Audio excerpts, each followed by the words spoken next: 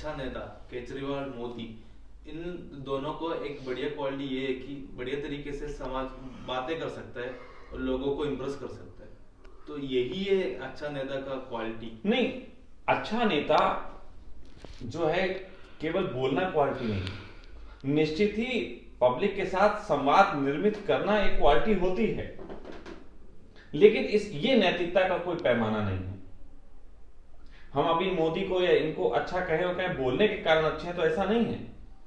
ऐसे तो बोलने वाले, अब मुझे खड़ा कर दो, मैं ऐसे बोलने वाले बहुत दिखा दूं। अगर बोलने वाले नेता होते हैं तो फिर बात क्या है। निश्चित ही पब्लिक से संवाद करना, उनको इंप्रेस करना, उनको समझाना एक बात तरीके से, वो अलग चीज है। लेकिन नैतिकता दूसरा पैमाना हो गया। नैतिकता, अब जैसे तुम्हारा प्रश्न आता है कि नैतिकता को कैसे दूर किया जाए, मैं कह सकता हूं छोटी सी बात। पहली बात तो नैतिकता की बुराई बता देता हूं ताकि समझ में आए जो मैं कहने जा रहा हूं वो क्यों कहने जा रहा हूं। नैतिकता की एक बुराई ये होती है कि जब कोई व्यक्ति नैतिकता का शिकार होता है तो वो लाखों करोड़ों लोगों के लिए आदर्श तो बनता है, लेकिन उनको कहीं ना कहीं झूठा बना के उनकी आत्मा मारने का काम भी करता है,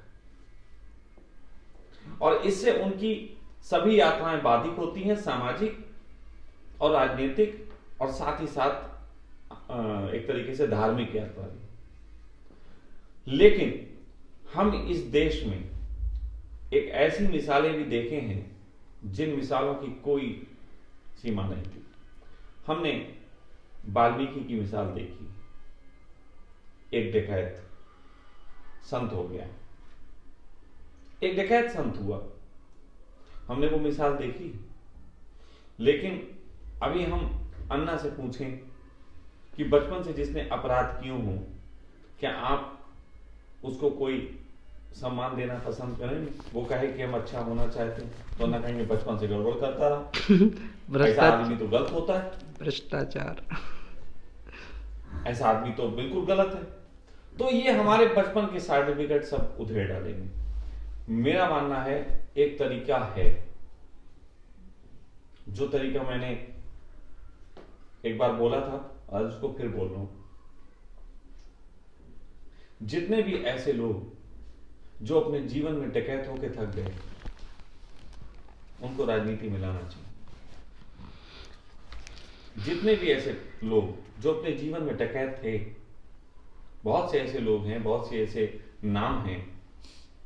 पप्पू यादव एक करके नाम है सुना, वो आजकल बिहार की राजनीति में बहुत लोगों के लिए कुछ कर रहा है, अच्छा, कभी को बदमाश रहा। बहुत से ऐसे और भी बदमाश हैं, ऐसे रहे जो बदमाशी कर लिया, सब कुछ कर लिया, थक गए, जेल भी हो आए, सब कुछ हो गया, लेकिन एक समय बाद बदमाश थक जाता है।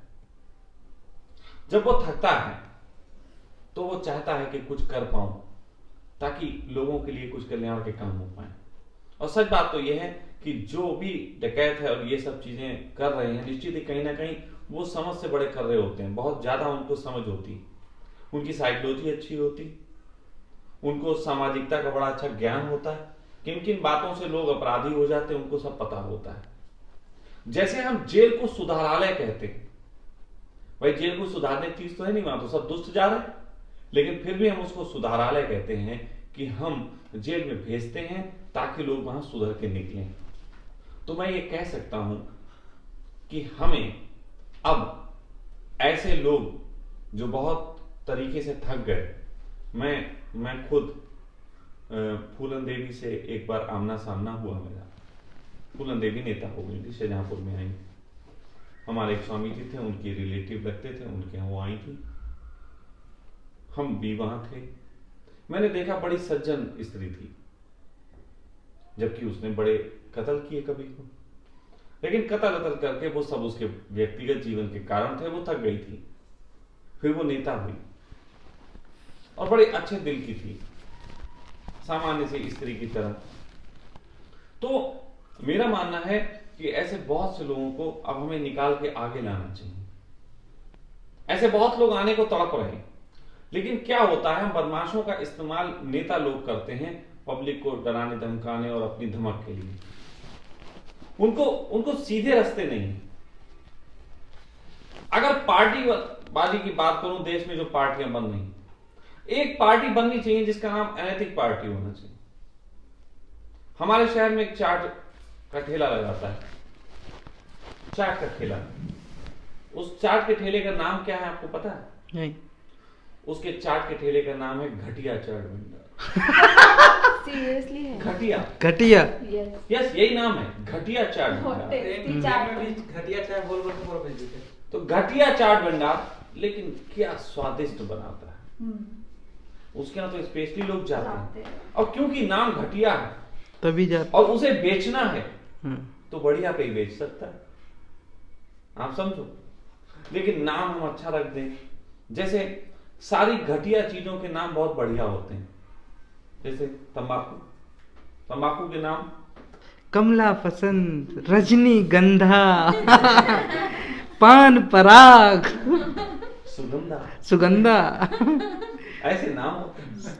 सुपारी स्वीटी। आपने कभी ऐसे नाम सुने कि फेफड़े खराब कर पुड़िया हैं, थू थू, थूथू, पीक थूक, गंदा बलगम, गंदा बलगम। सोचो ऐसा नाम हो तो ऐसी चीज कौन खाएगा? कोई नहीं। तो इन चीजों के नाम अच्छे रखने पड़ते हैं, लेकिन असल में पीछे वो तंबाकू की जहर है। उसी तरीके से नेतागिरी में हम जिस तरीके के लोगों की छवि अच्छी सामने रखे, हमारे नेता कर्मठ, वोट दीजिए, ईमानदार, कर्मठ, जुझारू। वो कर्मठ ऐसे है ना, तो अभी एक सिंबल बन गया ऐसे करके, फिर अब एक ऐसा सिंबल भी बन गया। मतलब इस तरीके के हमने एक पैमाने तय कर लिए हैं, हम उसी पैमानों पे चल रहे हैं। अब जैसे मोदी का एक पैमाना निर्मित हुआ, उनकी कोटी, जिसे देखो सारे नेता वही कोटी पहनते हैं, वो एक पैमाना हो गया, आदर्श का एक पैमाना हो गया। एक आपने भी लिया है। तो मैंने तो बहुत कुछ लिया, मैंने तो चौके की चड्डियां मिली, तुम उसको क्यों नहीं दिखा दो? मेरे बारे में मत बात करो, मेरे बारे में मत बात करो, मैं खतरनाक आदमी हूँ, मेरे पास सब कुछ है, मैं गिरगिट हूँ, जैसा भी रंग होता है उसमें बदल जाता हूँ, ये मेरी कला है, मैं हर तरीके की चीज, इसलिए मेरे ऊपर कोई आरोपण नहीं आएगा। बात जो है सिर्फ इतनी सी है कि हम अगर कोई ऐसी पार्टी बनाएं जो मैं कह सकता हूं अनैतिक पार्टी, तो निश्चित ही उसका पूरा जोर अपनी नैतिकता पे होगा, वो उसकी अपनी तरीके की नैतिकता होगी, देश के हित की, जगत कल्याण की उसकी एक नैतिकता होगी, और वो बहुत अच्छा काम करके दिखा सकते हैं। क्योंकि अब उनको लूटपाट क्या करनी, बहुत कर ली थी लूटपाट, बहुत झंझट कर ली थी, तो इस तरीके की फिर साथ साथ हमें बाहर पब्लिक के बीच छवि बदलनी पड़ेगी। हमें इस बात को, जो हम आज बात यहां कर रहे हैं, ये पब्लिक के बीच भी करनी चाहिए कि हम नेता को उसकी योग्यता के तहत माने, ना कि उसके जीवन में जो कार्य करता है उसके तहत। क्योंकि अक्सर अपराधियों के दिल में बड़े सवाल छुपे होते हैं जो वो जगत से उठाना चाहते हैं, अक्सर। और अक्सर नैतिक लोगों के अंदर बहुत मक्कारियां दबी होती हैं जो लोगों से छुपाना चाहते हैं। बिल्कुल। एक कैदी से, एक अपराधी से पूछो तो पता लगेगा कि उसके मैं 10 दिन जेल में रहा, मैंने देखा वहां पे कि लोग जो थे बड़ी सेवा करते हैं दूसरे। मैं तो जिस बैरक में था, इत्तेफाक से वहां जेल से भागने वाले भी 2 लोग थे जो भागे थे, एक बार पुलिस पकड़ के ले आई थी दोबारा। एक ऐसा भी था जिसने शेर की खाल बेचते पकड़ा गया था। एक ऐसा भी था जिसने कई कत्ल किए थे, उसका नाम था मासूक, भूले नहीं नाम, बहुत प्यारा नाम। वो आदमी भी बड़ा प्यारा था, बहुत प्यारा आदमी था। लेकिन जेल में मैंने देखा कि बड़े बड़े अपराधी सब संग में रहते हैं, एक दूसरे की सेवा करते हैं, ये गलत लोग नहीं हैं।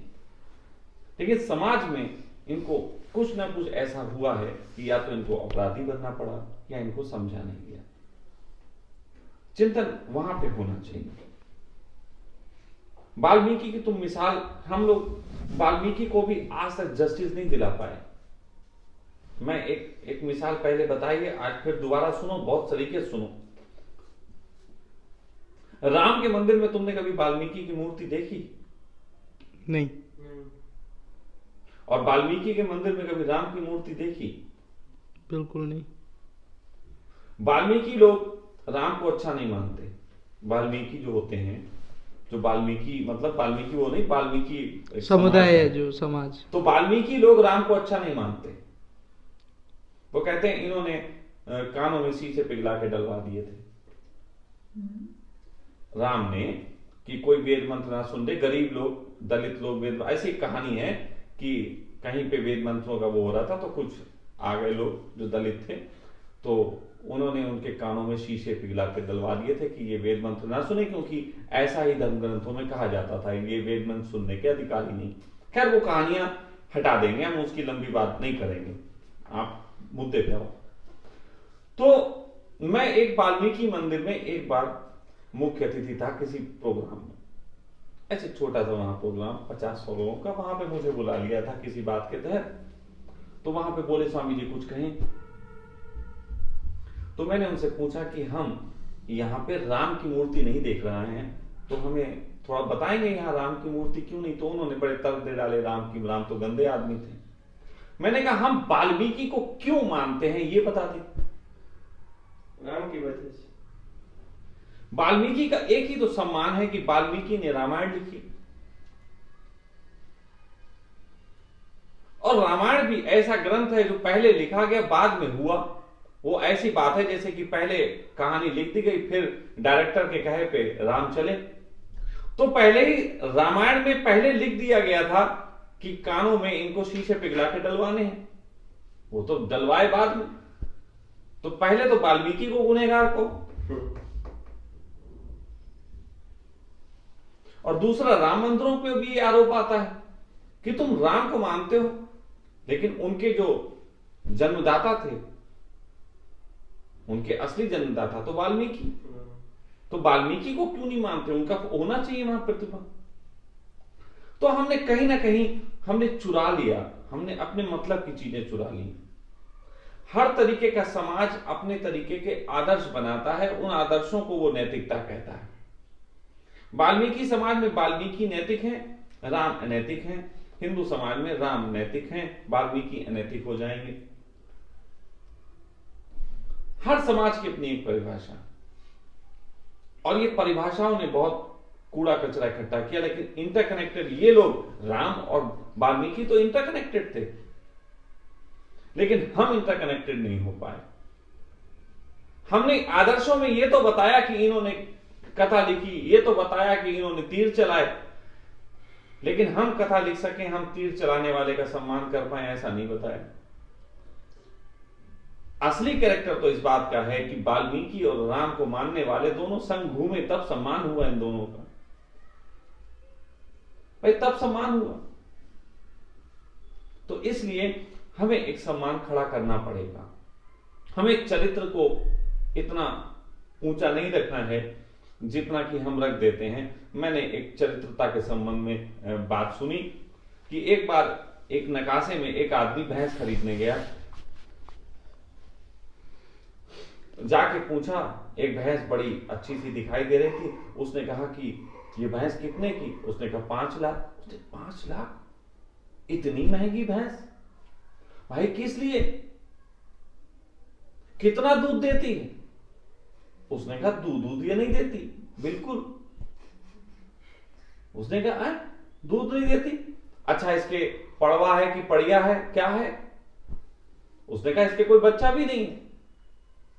उसने कहा फिर इतनी महंगी क्यों? ना कोई पड़वा पड़िया, ना दूध देती है। उसने कहा चरित्र की कीमत है कि 5 लाख रुपए की इसलिए है क्योंकि आज तक इसने किसी से संबंध नहीं बनाया, कोई बच्चा नहीं है, दूध देती नहीं है, ये चरित्र की कीमत है।